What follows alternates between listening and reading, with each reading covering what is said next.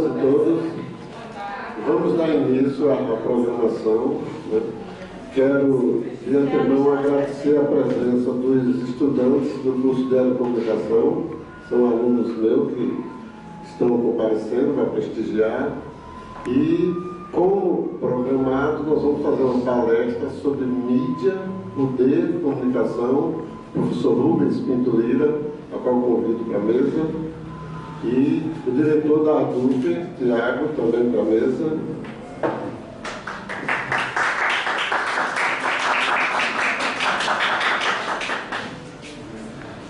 Rubens, você vai ter 20 minutos ou é pouco? 30 minutos? Eu acho no máximo, né? Mas eu vou graduando. Pronto, eu queria que você abrisse um pouco também, porque os alunos estão loucos para perguntar coisas para você. Eu vou ficar. Você quer usar o microfone? Ficar em pé, vou explicar qual é o meu método. Na verdade, essa palestra. Professor Rubens, me permita só dar uma palavra antes do senhor, só para dizer, né, primeiro, boa tarde a todos e dizer que é um privilégio aqui para a ADUF-CG estar recebendo aqui o professor Rubens, que é um pesquisador, um professor de grande importância aqui para a ADUF.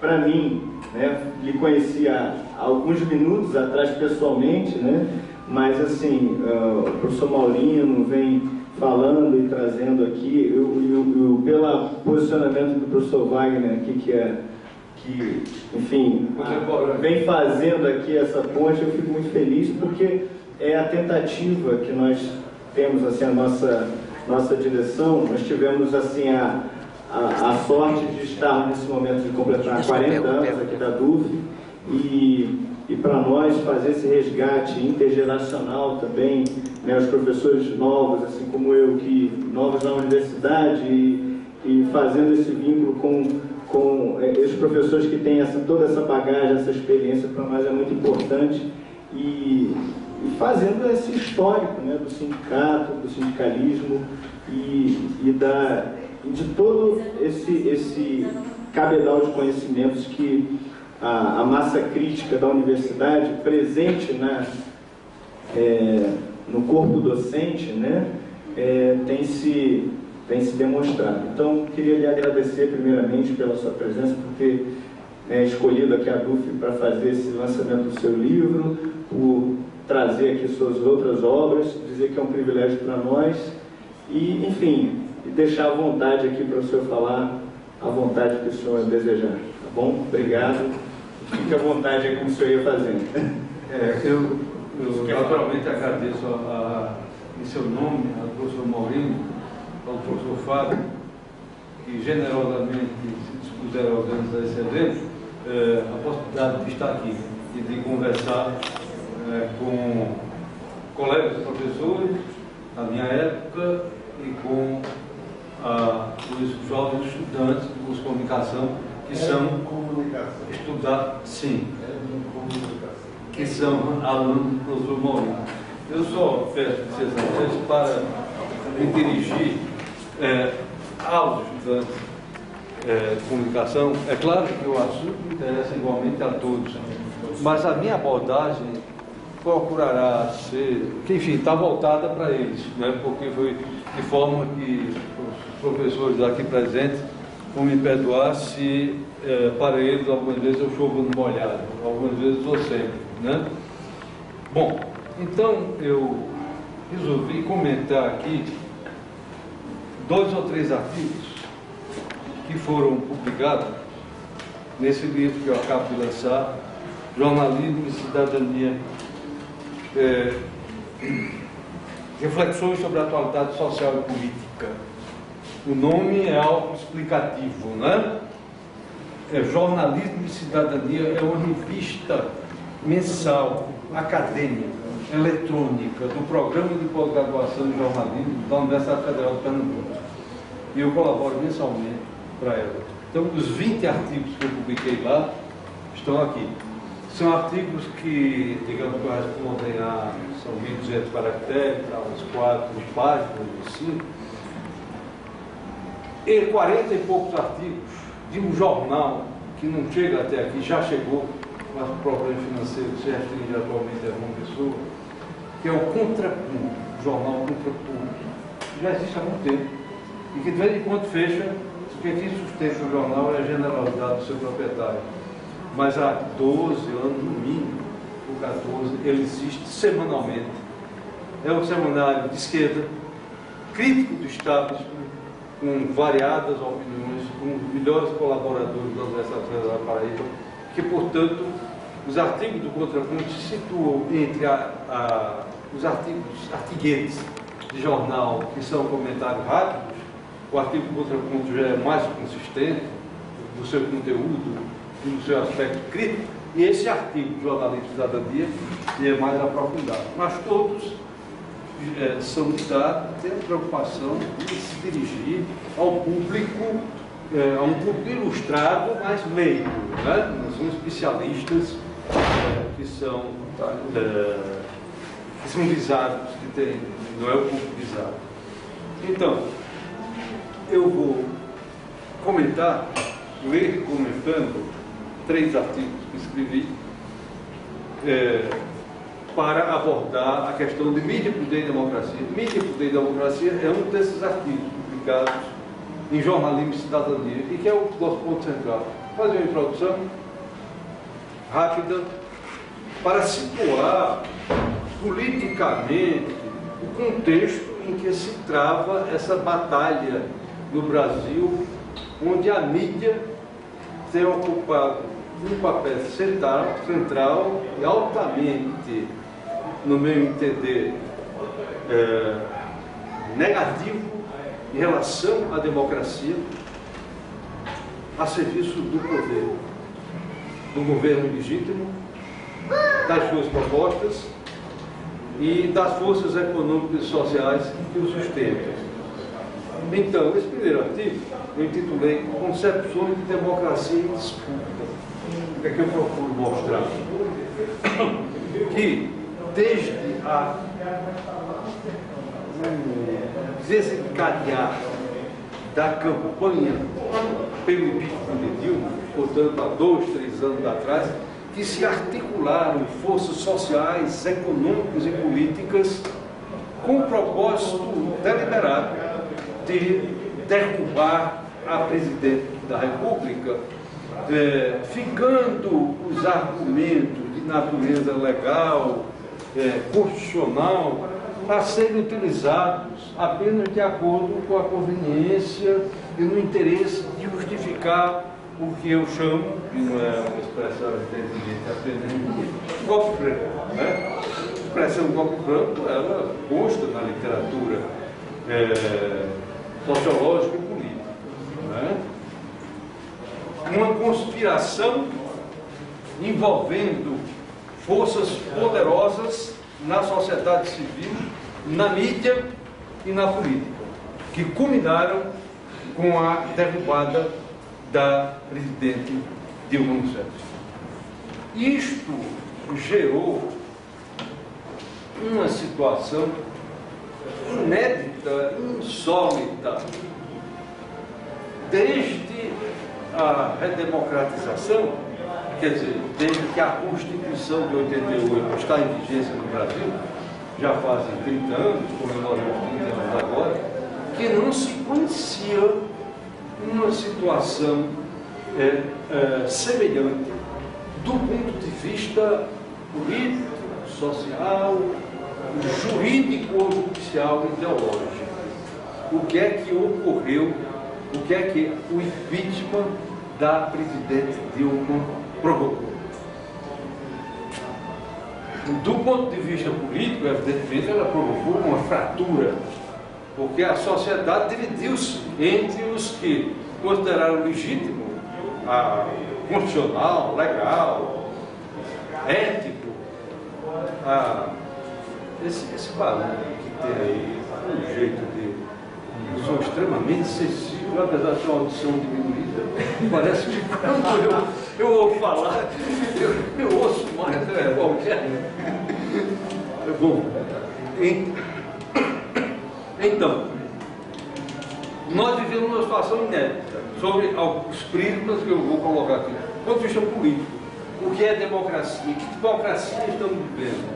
Há opiniões antagônicas, ou pelo menos muito distintas, sobre a natureza do regime que estamos vivendo. Para os que sustentaram o regime militar, desculpa, não é por acaso a associação de ideias, para os que sustentaram o impeachment, vivemos uma democracia, né, que se deu normalmente, as instituições estão funcionando, o judiciário está uma maravilha, inclusive pegando tudo que é corrupto, e o momento é bom também porque o PT, que teria causado tanto mal ao país, tanto mais ao país, estaria no canto da parede e sendo ideologicamente desvelada e mostrado o perigo que o país corria e de qual escapou. Então, tem aqueles que pensam assim. Por outro lado, os críticos do impeachment consideram que nós passamos a viver uma democracia de baixa intensidade. Porque vivemos sob um governo ilegítimo, vivemos com um judiciário que se sobrepõe aos demais poderes, não há uma harmonia e uma interdependência de poderes, como é próprio das, digamos, democracias, portanto, a justiça, a democracia estaria comprometida porque o poder executivo é ilegítimo, o poder judiciário desenvolve um ativismo incompatível com a sua necessária imparcialidade e serenidade, e o poder legislativo é um poder completamente corrompido e desmoralizado, e demonstrou isso de forma exemplar no próprio ato de impeachment da presidente Dilma, um espetáculo dos mais tristes que o parlamento brasileiro pôde testemunhar. Por outro lado, também, do ponto de vista, como eu disse, jurídico ou judicial, os críticos do impeachment, os críticos dessa democracia de baixa intensidade, consideram que há um ativismo judicial e que há parcialidade, e que o judiciário se conduz de forma parcial, uma espécie de preferência de, como diria, opção preferencial pelo PT. Não é? O judiciário atua, combate a corrupção, mas sem dúvida setores importantes dele, do Ministério Público, da magistratura, da Polícia Federal, estariam muito mais mobilizados para o combate, a condenação e a execração da esquerda nesse processo. É interessante observar que isto se consubstancia, essa situação considerada anômala pelos críticos dessa democracia de baixa intensidade, essa situação anômala se consubstancia na extrapolação, na ampliação, na extensão da ação do Poder Judiciário, que normalmente ocupa a esfera pública, mas desde que esse processo de impeachment ocorreu e o ativismo judicial se afirmou, o que tem se registrado é que o judiciário não se atém apenas ao campo propriamente jurídico, mas ele entra na esfera política.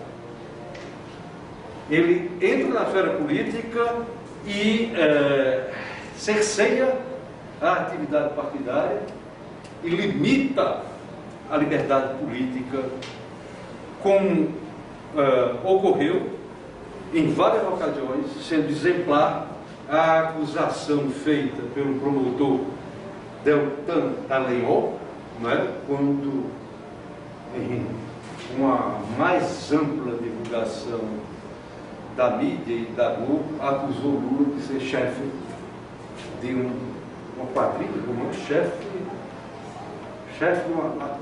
da quadrilha, que estaria nacionalmente assaltando os povos. Ele alegou, assim como produtores paulistas, que tratava-se de refundar a nação. Quer dizer, essa extrapolação da ação do Ministério Público, escancaradamente se adentrando na esfera política, a alegação dos que justificam politicamente essa intervenção para salvar, supostamente para dar satisfação ao povo. Várias vezes os julgados têm invocado o povo, que precisa ser contemplado e atendido às vozes unânimes contra a corrupção. Então, essa extrapolação do Ministério Público e do Judiciário, esses promotores denominaram de refundação da nação. Vamos refundar a República. Agora você veja a pretensão dos jovens promotores da Lava Jato e de outros do mesmo calibre, a pretensão de refundar a República através de sua atuação política arbitrária, extrapolando suas prerrogativas. A refundação da República é a tarefa de uma Constituinte. Ela não é tarefa da justiça moralizadora salvacionista. Essa ação do Poder Judiciário, extrapolando em nome supostamente do interesse nacional, da salvação da pátria, os ditames jurídicos, ela é justificada, inclusive, por ministros do Supremo Tribunal Federal. Luiz Fux disse que somente a magistratura pode conduzir o Brasil ao porto seguro. Que somente a magistratura pode salvar o país. Literalmente. Ora, não precisa dizer mais nada.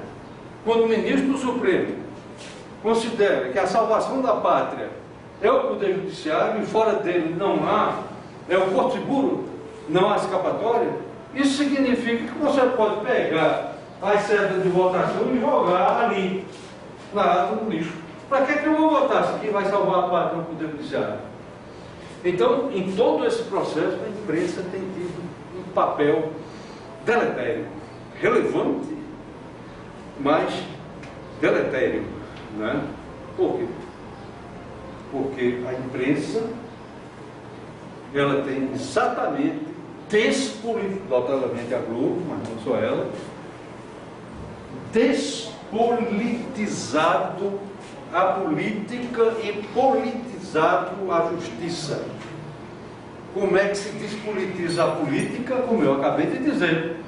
Não são os políticos, não é um programa de governo de esquerda, de direita ou de centro, não é um acordo nacional, não são os políticos que vão salvar o país, sim o Poder Judiciário. Quando se diz isso, está se despolitizando a política, que passa a ter um papel absolutamente secundário, associado sempre à moralidade. E se está politizando a justiça, porque quem vai salvar a pátria é a justiça, então ela vai encontrar o porto seguro fazendo opções políticas. Porque neutro, não existe neutralidade da política. Eu não sei o que é que o Poder Judiciário faria no poder.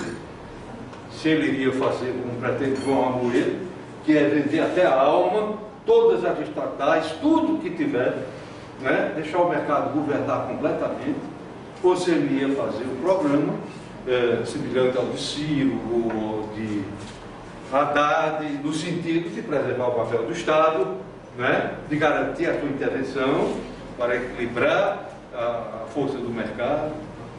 Então, são questões até primárias, mas se colocam diante da intervenção, de uma intervenção como essa, tão significativa do Luiz Fux e outros representantes da magistratura. O que é que a mídia faz? despolitiza a política, politiza a justiça e estabelece um pensamento único. O que é que significa estabelecer um pensamento único?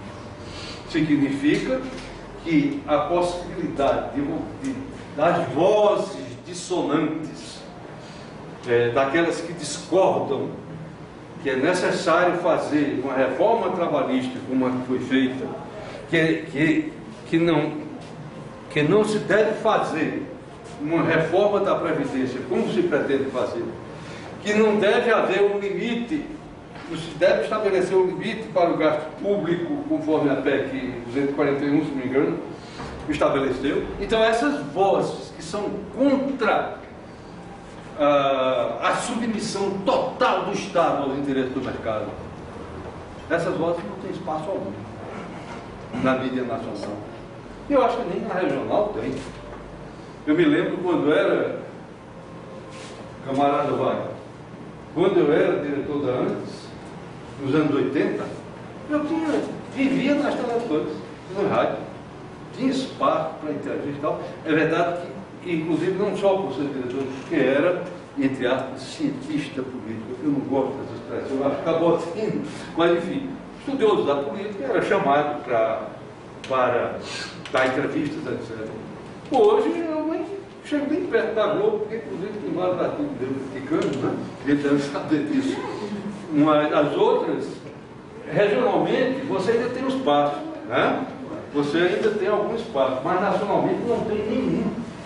O Procurador-Geral do Trabalho se pronunciou contra a reforma trabalhista, indicando que havia 14 inconstitucionalidades.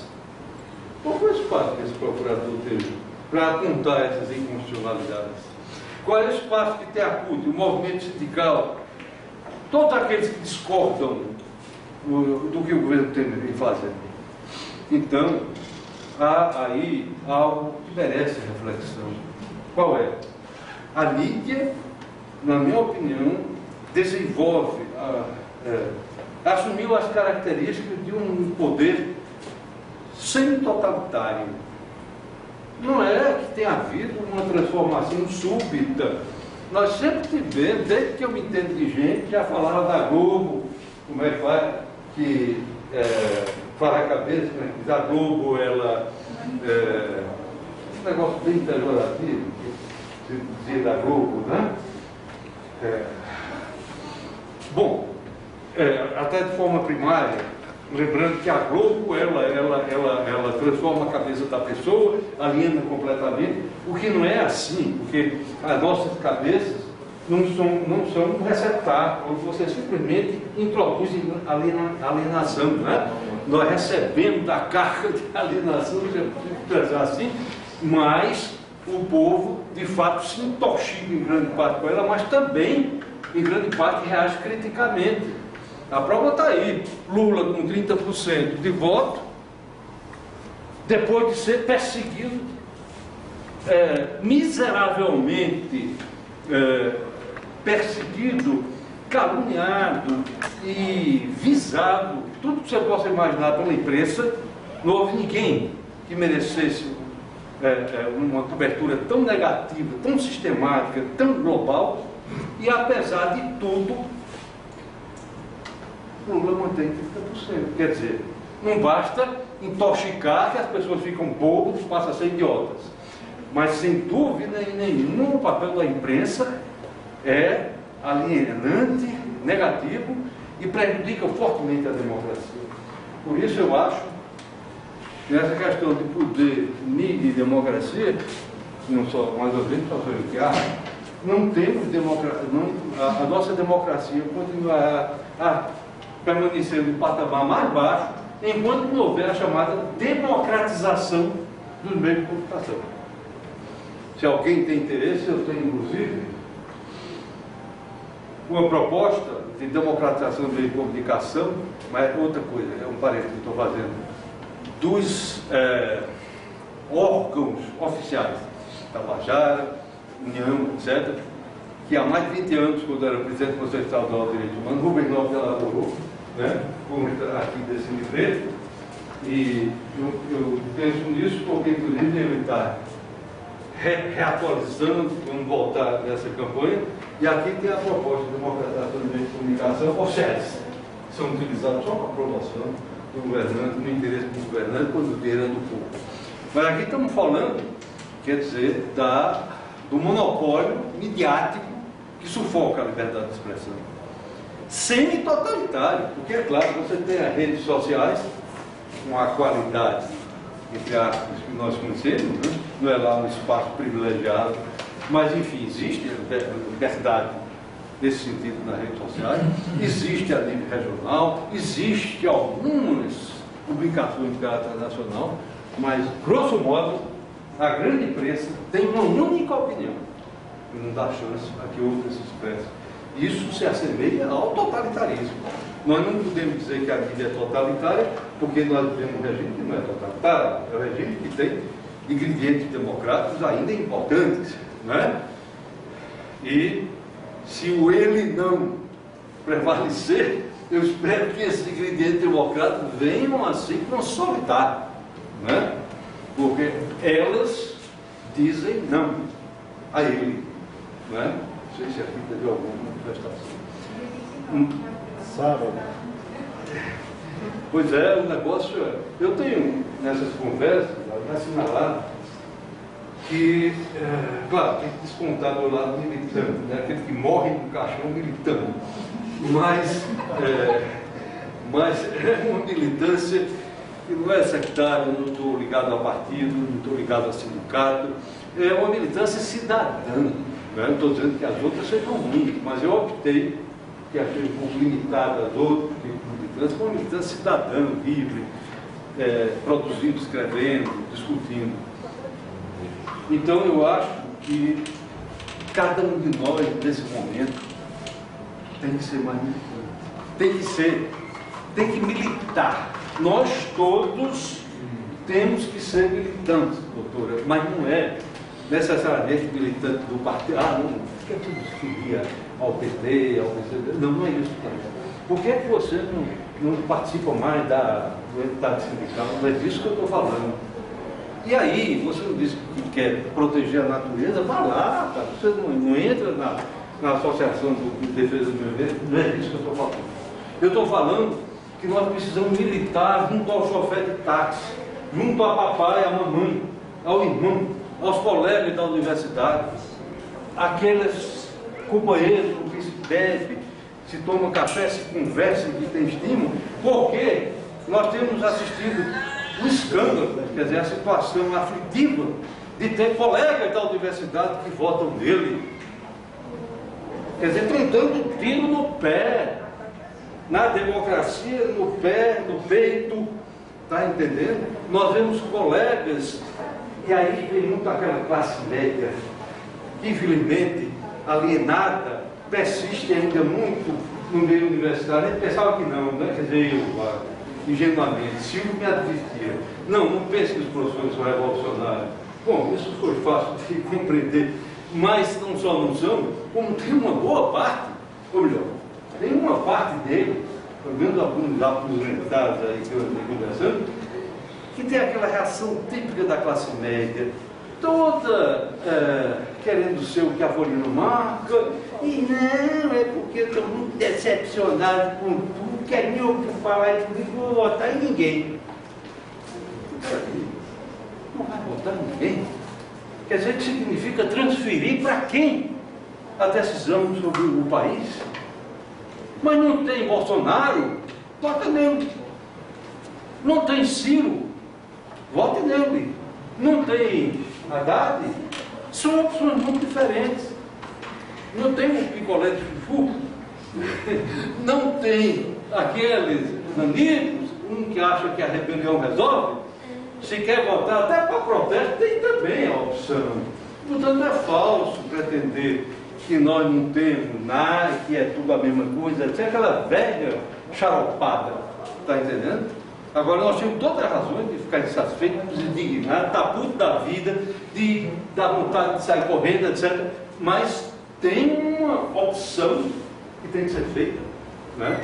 E se alguém disser que tem um demiurgo uma entidade divina ou um ser nobre que vai saber escolher melhor do que eu, e por isso que não vota, então tudo bem. Mas acontece que não tem esse ser, tem que ter a gente mesmo. Né? Bom, essa nossa democracia de baixa intensidade tem sido conspurcada, então, pela falta de legitimação dos poderes, como eu disse, por esse ativismo do poder judicial, por essa mídia monopolizadora que sufoca o debate. Você não pode exercer a soberania, você não pode escolher livremente se não tem a possibilidade do mais amplo debate de opiniões. Isso nós não temos no Brasil. Eu estou dizendo, as eleições já abrem algum espaço, né? Eu não me refiro especificamente a ela.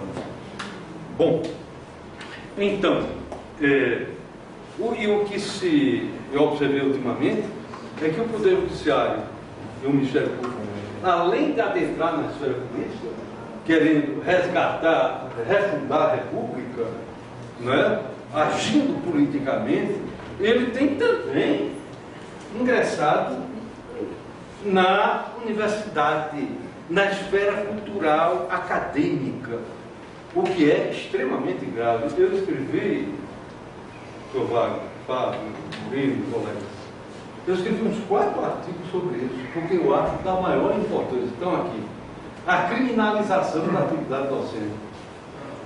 Isso evoca aquela história das escolas sem partido. Mas vejam bem, se você abre a Constituição e os comentaristas, quando eles, os mais avalizados, vão discutir a liberdade de pensamento, a liberdade de cátedra, chamavam ela de cátedra, porque antes eram os catedráticos, né? Hoje a carreira docente tem outras características. Mas a liberdade acadêmica de cátedra, ela é protegida por todas as formas da Constituição. E ensinar para o nosso avigário, a vocês, saber que na universidade não tem essa frescura, não. Se você faz uma reunião aqui, e eu vou fazer uma reunião, aí tem um grupo aqui, Lula, Bolsonaro, não sei o que, a gente vai rir, confraterniza, vai embora depois, um pode até chamar o outro daquele nome, e tudo bem. Esse ambiente não pode estar com um tacão militar, não. Está entendendo? Nós temos que ter liberdade. Lançaram um livro na Universidade Federal do ABC, lançaram um livro lá, sabe o que ele fez, a direção do ABC? De uma universidade fundada por Lula. Eu não consegui entender como elegeram esses energúmenos. A direção da universidade mandou abrir um inquérito, porque uma denúncia anônima dizia que estava havendo proselitismo, que estava se fazendo política partidária, etc. Um lançamento de livro, uma denúncia anônima, a universidade manda abrir um inquérito com um questionário pavoroso. Está aqui. Querendo saber se Temer foi aplaudido, se Lula foi citado, se isso, se aquilo, algo típico do fascismo. Está entendendo? Agora, felizmente, e outros inquéritos, professores foram intimados de diversas universidades. Meu caro, se eu faço um curso sobre o golpe, chamo o golpe de golpe, e aí você é condenado por improbidade administrativa, perco o emprego, pago multa, vou para a cadeia, as pessoas não têm medo de assumir esse risco. E concretamente nós tivemos perto. Agora tivemos a ação do Ministério Público Federal, eu quero dizer que o posicionamento do Ministério Público Federal, através da Procuradoria Federal do Direito do Cidadão, foi extremamente democrático. Estou concluindo com esse exemplo, com uma frase. Cada uma dessas instituições, Poder Judiciário, Ministério Público Legislativo, objeto da minha crítica e de outros, apesar de elas dominantemente poderem configurar uma postura eventualmente autoritária, discricionária, elas não são monolíticas, está entendendo? O Poder Judiciário não é um bloco fechado, O Ministério Público não é uma coisa só, está entendendo? Um pensamento único. São instituições que têm contradições, que têm setores, que têm um pluralismo. Então, o Ministério Público Federal tem muita gente boa. O que é que eu chamo de muita gente boa? Muita gente competente, de convicções democráticas arraigadas. E elas estão representadas pelo vice-procurador-geral da República, o nosso conterrâneo, Luciano Maia. Eu conheço o Luciano Maia, eu fui fundador e presidente do Conselho Estadual do Reclamo, o Luciano foi o segundo, ele sempre teve compromisso democrático. Ele é o vice-procurador, representa esses setores minoritários, mas muito influentes do Japão.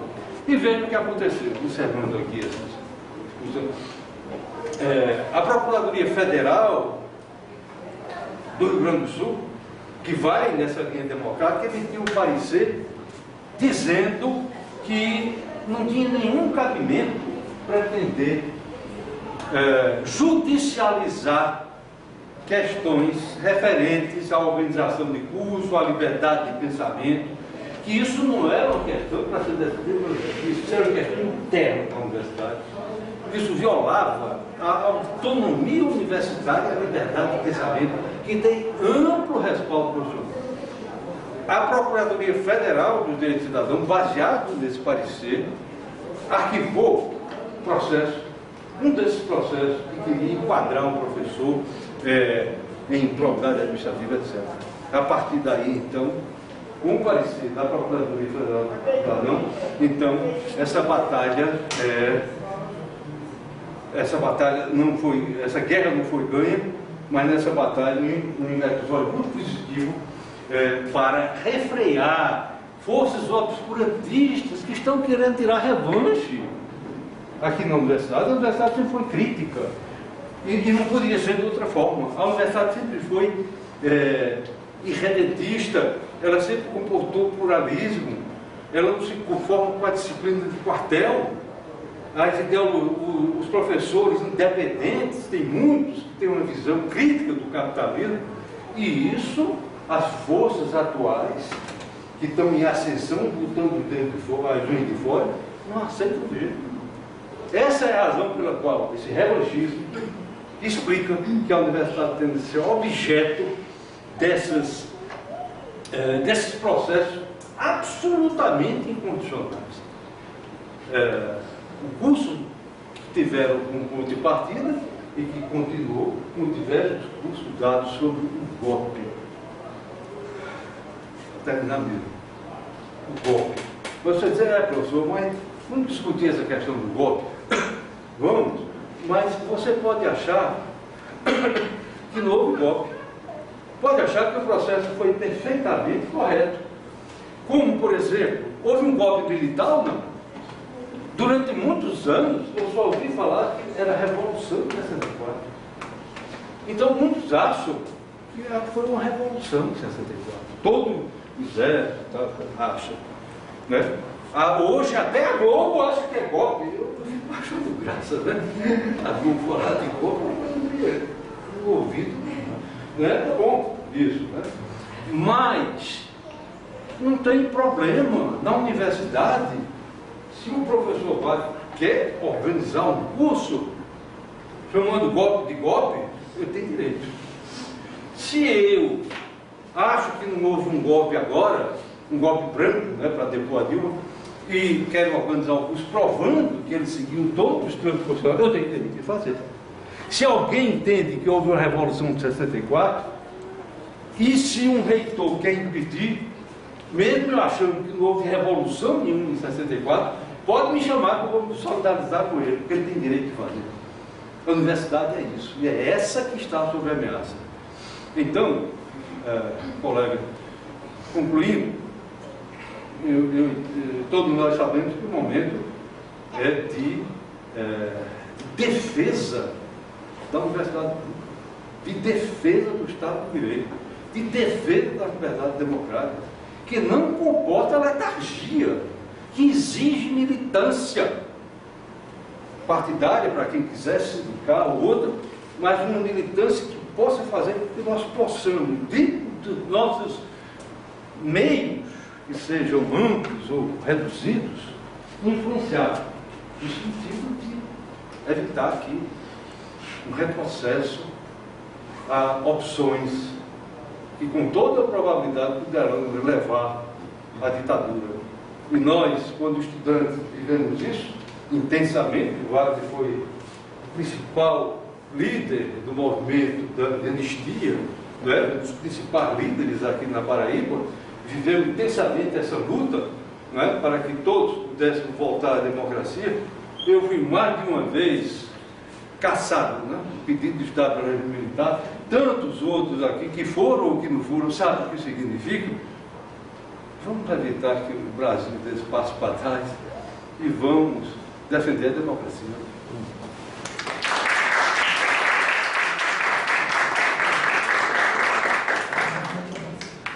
Nós estamos com um tempo um pouco avançado. O professor Rubens, ele tem um compromisso numa das rádios da cidade, são 10 para as 5. Então, vamos ver o lançamento do livro em seguida, mas eu vou deixar esses 10 minutos, não mais do que 10, para que tiver algum questionamento, alguma pergunta que possa ser feita. Pode botar 20 minutos, né? 20 minutos. Claro, se quiser, se manifestar. Então, agora, antes de terminar, só passar adiante, eu quero dizer o seguinte: eu trouxe, sobretudo nesse livro, sobre o qual falei, eu ia até comentar aqui dele, mas também quis falar sobre toda essa matéria, desse debate, desse tema, se encontra nesse livro, ao preço de R$25, não há qualquer objetivo de lucro, e para quem tem outros interesses, entre 15 a 25, eu tenho uma série de livros aqui a respeito de conjuntura social e política, ou de cultura do Brasil e outros. Alguém tem interesse, me procura daqui a pouco e vamos ao debate. Então vamos começar com ele, mas antes de começar, estou dizendo a vocês que aí fora tem um lanchezinho para depois, se quiser, para todo mundo. Pode ir lá, fazer um lanche, certo? Estratégia do próprio livro. Vamos para a primeira pergunta. Diga teu nome. Meu nome é João Paulo, faço comunicação social com linha de comunicação. Como você falou, o poder estaria centrado no judiciário, mas a solução não seria implantar plebiscitos e delegar o poder ao povo? Eu queria até fazer um breve comentário logo, né? Eu acho que plebiscito é alguma coisa que precisa ser introduzido com a reforma política. E que precisa, numa situação como essa de impeachment, se milhões de brasileiros estiverem descontentes com o governo, o recall, que é afastar governantes, seja ele presidente, deputado, etc., através do plebiscito. Eu sou a favor, e os mecanismos de democracia direta precisam ser ampliados e ativados, e as classes dominantes, através da politicagem que a representam, não podem ouvir falar nisso. Não podem ouvir falar em democracia direta. Ficam medrosas e dão um caráter absolutamente falso. Por exemplo, o decreto de Dilma, um pouco, no final do governo, fez decretos para regulamentar a participação no serviço público. Tudo já estava definido em lei. E ela fez algum decreto desse tipo, decretos perfeitamente inofensivos, que não mudavam porra nenhuma, mas o DEM e os políticos conservadores fizeram um escarcéu, dizendo que iam introduzir o comunismo, a República Bolivariana, o campo. Então, conclusão, eu acho fundamental que os mecanismos de democracia direta se ampliem, e há muita gente que vai fazer tudo para que essa novidade não prospere. Não aberto, mas alguma questão? Nome? Meu nome é Miranise, sou estudante de EduCom também. E assim, na aula do professor, ele falou uma coisa que eu também acredito nisso, que antes de tudo, o brasileiro tem que mudar o legislativo. Que todos os brasileiros sempre continuam voltando nos mesmos, senadores, deputados. Então, para poder o judiciário ter o poder, o legislativo tem que ser mudado, porque não adianta de nada o judiciário, que o judiciário pune quem não cumpre as leis, né? Olha, eu acho um negócio sério, inclusive associo a isso, vem a associação dele, com a despolitização da política na esquerda. Eu mandei um e-mail para Ricardo Coutinho, com que eu troco algumas vezes, alguns e-mails, porque tem algumas afinidades com o governador, que admiram a coragem de seus posicionamentos, né, como no impeachment e outros. E conversei com colegas manifestando a minha incompreensão de como é possível você ver, quando você vai para a rua, as bandeiras da esquerda do mesmo jeito, o Escoto, o candidato Ricardo e outros da direita, todos eles a mesma coisa, como uma fieira, um bocado de gente com bandeiras e nada. Quer dizer, elementarmente, era o momento de se elaborar prospectos, pequenos textos, para mostrar à população, né? Fazer análise simples, pequeno, mostrar, olha, a situação é essa, a democracia, e é importante por essa razão que você veja esse senador, esse governador. Nada, nenhuma vez. Quer dizer, se gasta milhões, centenas, sei lá, de milhares de reais, para uma campanha despolitizada no âmbito da esquerda. Deputados, senadores, são muito importantes. E esta é uma forma indispensável de valorizar e de identificar o deputado e as suas propostas, né, com mensagens concretas, e não só com jogo, com bandeiras. E a gente vê que o papel do parlamentar é desprezado, eu acho muito ruim. Era fundamental que houvesse a orientação do partido para valorizar, mas não há. Não há, aí já vem o autoritarismo na política brasileira, o personagem central, que é o governador, o presidente, é outra história, mas acho que tem a ver com esse desleixo em relação ao legislativo. Rubens, eu estou fazendo uma campanha solitária aqui na universidade, com recursos próprios, mostrando pelo menos como foi a votação dos nossos deputados com relação a impeachment, com relação à terceirização, com relação a lei trabalhista e com relação à PEC dos gastos. Né? Aí eu fico tirando cheque do meu bolso, entregando às pessoas, então eu tenho todos os parlamentares e como eles votaram nessas 4 iniciativas. Eu acho que isso é um trabalho de formiga, mas que eu tento fazer, porque pelo menos poucos estudantes têm esse crescimento. Agora, os partidos me deixou muito preocupado foi quando eu estava entregando um cartaz desse essa semana e um estudante aqui da universidade desconhecia o que era a PEC do teto dos gastos. Mas nunca tinha visto falar disso. Quer dizer, se os nossos estudantes nunca viram falar, eu acho que lá fora é mais complicado ainda, por isso que esses caras, muitos deles vão se reeleger. Infelizmente.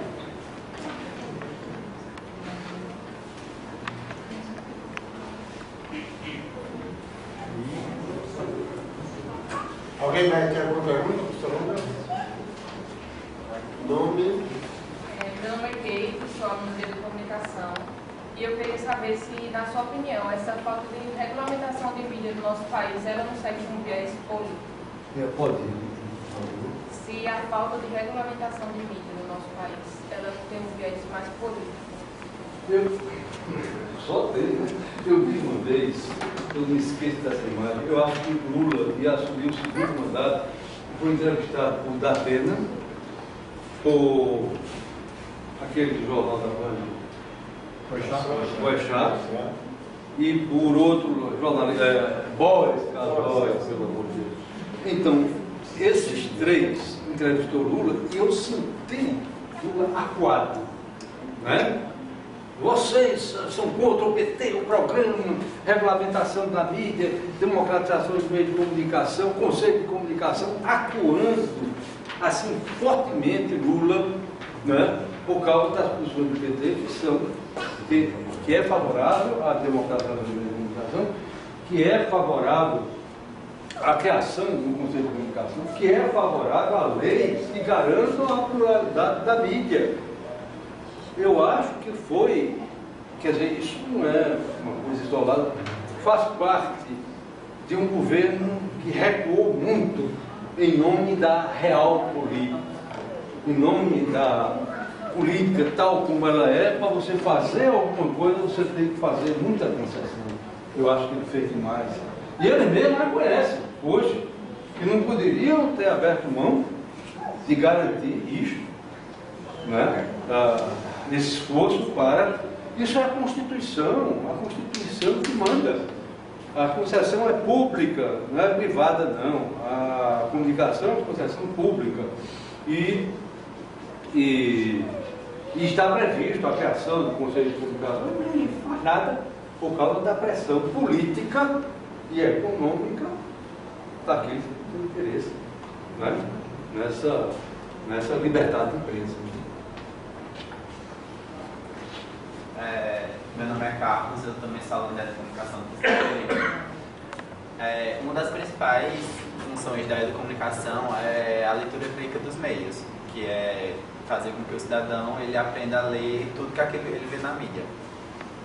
E eu gostaria de saber como a imprensa e a política elas podem caminhar juntas, em comunhão, não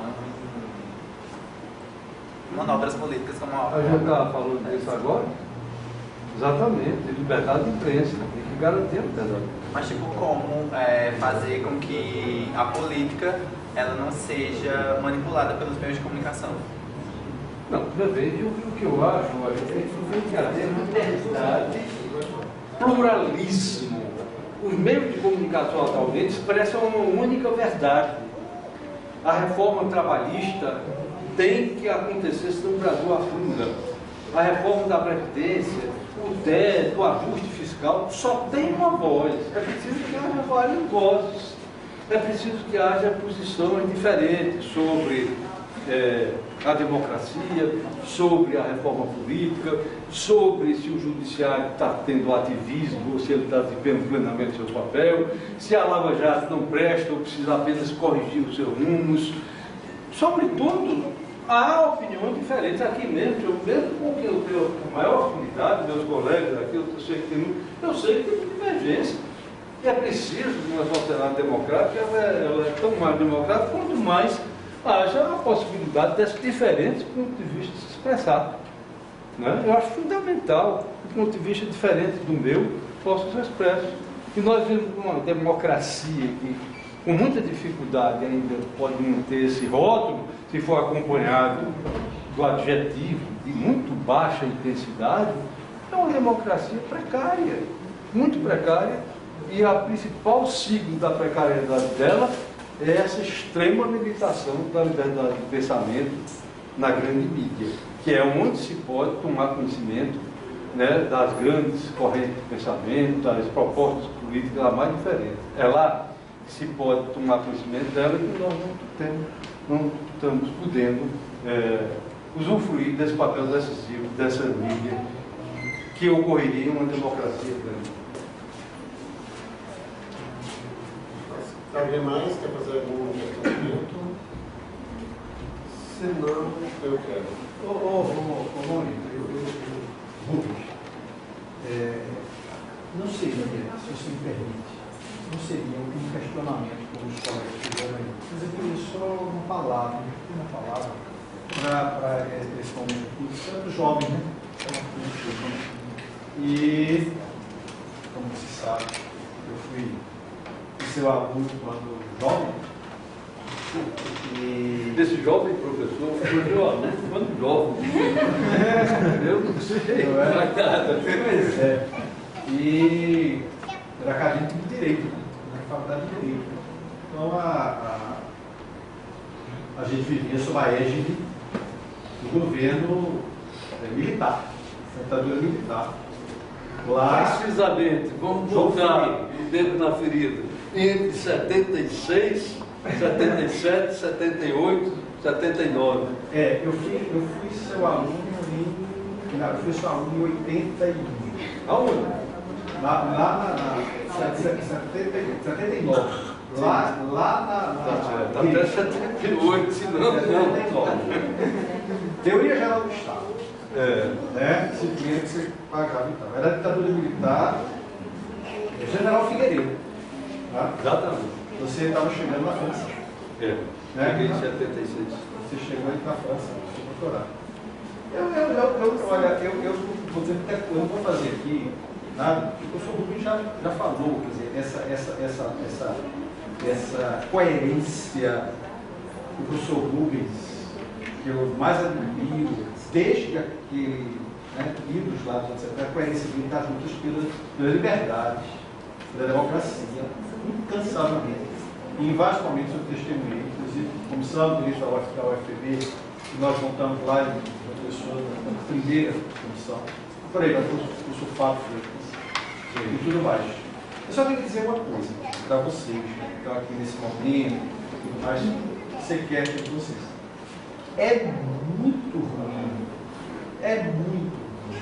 nós vivermos sob tempo e a égide da ditadura. É algo que, pessoalmente, eu tenho os meus filhos, que são jovens hoje, já terminaram a faculdade, entrando e tudo, e a gente tem que conversar sobre isso. E eu digo, olha gente, não fala. A gente pode aqui brigar até o fim, tá? A expressão, a liberdade, a possibilidade de você agir, você se expressar, você falar, você expor e argumentar, e você ser livre de suas ideias. Isso é pagável, isso é muito importante. Seja de esquerda, seja de centro, seja de... É necessário que a gente lute, que a gente cultive. Isso é bom. Isso é bom. Isso não é ruim, não. Então, Paulino, Wagner, professor Rubens, nós vivemos na e nós temos muitas histórias para contar, e tem algumas que não são tão boas, né, Wagner? Tem umas coisas que não são boas, né? Para a gente contar. Você que lutou aí pela anistia e tudo mais, pela que viveu. Eu peguei a fina flor da ditadura, foi aquela parte leve, né? Porque antes a coisa era muito pior. Então, assim, eu acho que essa coisa da causa, que às vezes eu não vejo na universidade, no segmento, eu não vejo isso mais.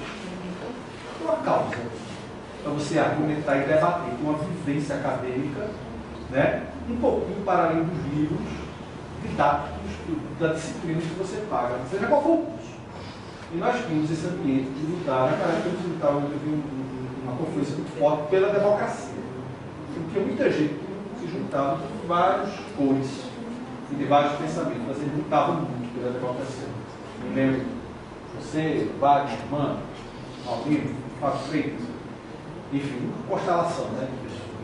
Raimundo Santos, Michel Zadet, lutava. Então, é muito importante esses ganhos, né? Então, acho que você tocou na sua fala hoje de bens e de um patrimônio que a gente não deveria perder, na minha opinião. Não pode perder. E assegurar contra o obscurantismo, contra as coisas retrógradas, conservadoras mesmo. Então, a minha fala nesse sentido. Eu não queria fazer pergunta, eu queria só enfatizar. É porque eles não sabem, talvez sabem, felizmente sabem, mas não sabem, digamos, tanto e tão profundamente, que de repente, qualquer um de vocês nunca ter tido nada, pode se enrolar e se prejudicar com uma ação repressiva de um regime ditatorial tão robusto promete Bolsonaro. Eu só queria acrescentar aqui a fala o seguinte, ele lembrou muito bem que a questão vai ter até um manifesto, e tem um artigo que eu vou colocar esse manifesto, o resumo dele, pela democracia dos mais diferentes setores da opinião pública brasileira. Personalidade de direita, de centro, de todo lado. Manifesto pela democracia apontando para o perigo de Bolsonaro. Mas é preciso só que se acrescente. O centro, esses que se dizem de centro, de direita democrática, eles estão todos já ensaiando uma direitização. Quer dizer o seguinte: se no segundo turno sair Haddad ou Ciro e Bolsonaro, o que é que vai fazer o PSD? O PSDB do Alckmin? O que é que vai fazer o Democráticas? Talvez eles fiquem lá dizendo que liberaram o voto, que já não poderia, porque um é ditadura e o outro é a democracia. Mas eles vão orientar os seus lugares tenentes para votar em Bolsonaro. Já está começando, está na Folha de São Paulo. O vice-governador, candidato a vice de Anastasia, já disse, conversou com ele para ir para Bolsonaro, e vocês vão ver que esse centro e que essa direita no Brasil são centro, são muito mais direita, só não são democráticos. Então você vai encontrar pouca gente nessa área que tenha convicção democrática, que leve a luta das consequências. Porque, em primeiro lugar, vai saber o que é que o mercado acha e o que é necessário para o mercado realizar os seus objetivos. Pode ser Bolsonaro, o cão, mas se for o caminho para garantir o direito do mercado, é nele que vai se mandar votar. Então, nós vamos encerrar aqui e vou pedir para o professor Rubens, nós vamos fazer uma doação de 2 livros para os estudantes de telecomunicação que estão presentes nessa lista. Então, eu vou pedir para você escolher 2 números de 1 a 22. 2 números. O primeiro e o 22º. O primeiro, Emanuel, Virgínia, e o 22º é o Victor Brasil Lustosa. Então, 2 livros para você. O primeiro é mais